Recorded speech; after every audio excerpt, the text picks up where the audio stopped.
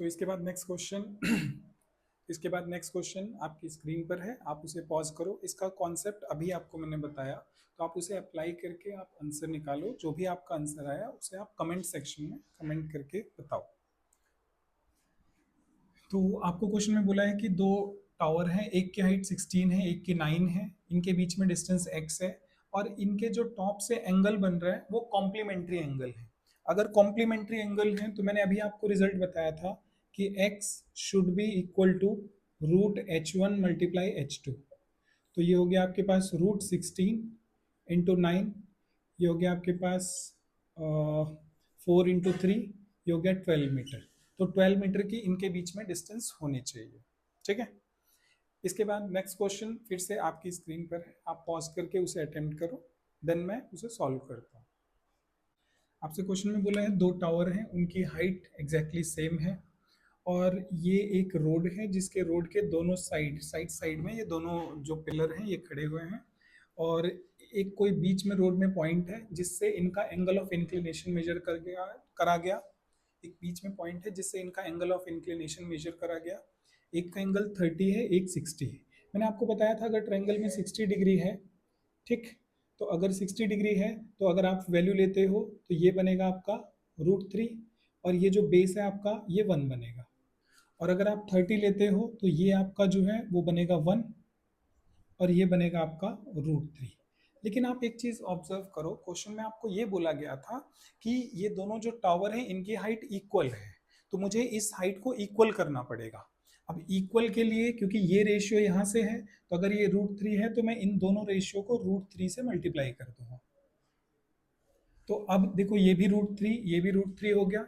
अब ये वाली वैल्यू जो मेरे पास आई वो 3 आ गई और ये वाली वैल्यू 1 है। हमें ये टोटल सम जो x1 प्लस x2 है ये हमें गिवन है 100। तो यहाँ से हो गया 3 + 1 4 की वैल्यू आपको 100 मेंशन है, तो 1 की वैल्यू आ जाएगी आपके पास 25 और आपको हाइट चाहिए मतलब √3 की वैल्यू चाहिए, तो √3 हो जाएगा आपके पास 25 √3 मीटर। यही आपके पास हाइट हो जाएगी जो कि रिक्वायर्ड है और ये आपका आंसर हो गया फर्स्ट। ठीक, आई होप चीज़ें आपको क्लियर हो रही होंगी। तो फिर हम नेक्स्ट क्वेश्चन पे चलते हैं। तो नेक्स्ट क्वेश्चन फिर से आपकी स्क्रीन पर है, आप वीडियो को पॉज करके उस क्वेश्चन को अटेम्प्ट करो और उसके बाद उसका आंसर कमेंट करो। ठीक, तो क्वेश्चन में आपको ये बोला गया था कि आपके पास एक क्लिफ थी जिसकी हाइट 200 मीटर थी। आपने क्या करा, उससे एक बिल्डिंग को आप ऑब्जर्व कर रहे हो, बिल्डिंग की हाइट आपको नहीं पता है, तो आपने क्लिफ के टॉप से पहले बिल्डिंग के टॉप को देखा और फिर बिल्डिंग के बॉटम को देखा। क्योंकि ये दोनों एंगल आप अपनी हाइट से नीचे देख रहे हो तो दोनों एंगल ऑफ डिप्रेशन होने चाहिए। तो आपका जो ये फर्स्ट एंगल था टॉप का वो आपका 30 डिग्री है और जो ये बॉटम का है ये आपका 60 डिग्री है। तो अगर ये एंगल 60 है तो ये भी 60 होगा। सिमिलरली ये वाला एंगल 30 है तो ये वाला एंगल भी 30 डिग्री होगा। अब मैंने आपको बताया था अगर ट्रायंगल में ये 30 डिग्री है तो हमें ये वाली साइड को 1 और इस वाली साइड को √3 लेट करना पड़ेगा। सिमिलरली अगर ये 60 है तो ये वाली वैल्यू जो पूरी है ये पूरी वैल्यू आपको ये वाली वैल्यू √3 होनी चाहिए और जो बेस है आपका वो 1 होना चाहिए। लेकिन आप ये देख सकते हो कि इसके बीच में जो डिस्टेंस है वो सेम है, मतलब ये जो दोनों डिस्टेंस है ये डिस्टेंस आपके पास इक्वल होनी चाहिए।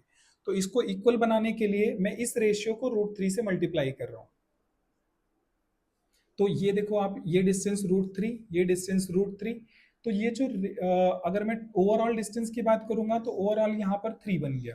तो आपको 3 की वैल्यू जो है वो 200 दे रखी है और आपसे क्वेश्चन में पूछा क्या है, आपसे हाइट ऑफ द टावर पूछा है।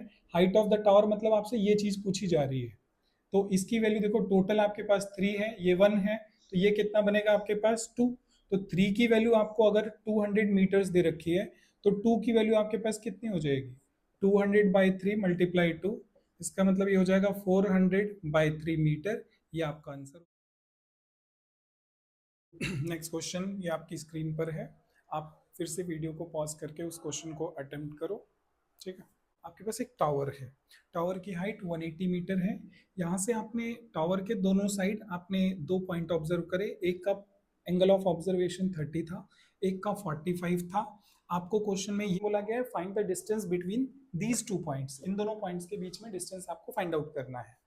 तो जैसे कि मैंने आपको बताया था अगर ये 45 है तो ये 1 और ये वाली डिस्टेंस 1 होगी।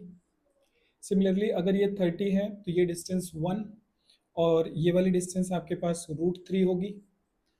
अब हमें 1 की वैल्यू क्वेश्चन में डायरेक्ट मेंशन है, 1 की वैल्यू जो है वो 180 मीटर है, तो ये आपके पास √3 प्लस 1 की वैल्यू कितनी हो जाएगी आपके पास 180 मल्टीप्लाई √3 प्लस 1। डायरेक्ट आपका ये आंसर हो गया, जो कि आपका 4th पार्ट आंसर है। तो आई होप ये सोल्यूशन आपको यूजफुल लगे हो।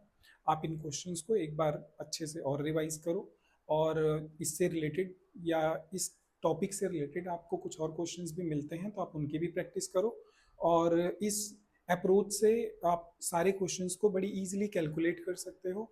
बाकी अगर इनमें किसी में भी डाउट हो या कोई और आप क्वेश्चन कर रहे हो उसमें कोई और आपको डाउट आ रहा हो तो आप कमेंट सेक्शन में कमेंट कर सकते हो। और ये वीडियो आपको यूजफुल लगी हो तो आप लोग चैनल को सब्सक्राइब करो और अपने फ्रेंड्स के साथ शेयर करो, जिससे उनका भी बेनिफिट हो सके। तो मिलते हैं नेक्स्ट क्लास में एक नए टॉपिक के साथ, तब तक थैंक यू।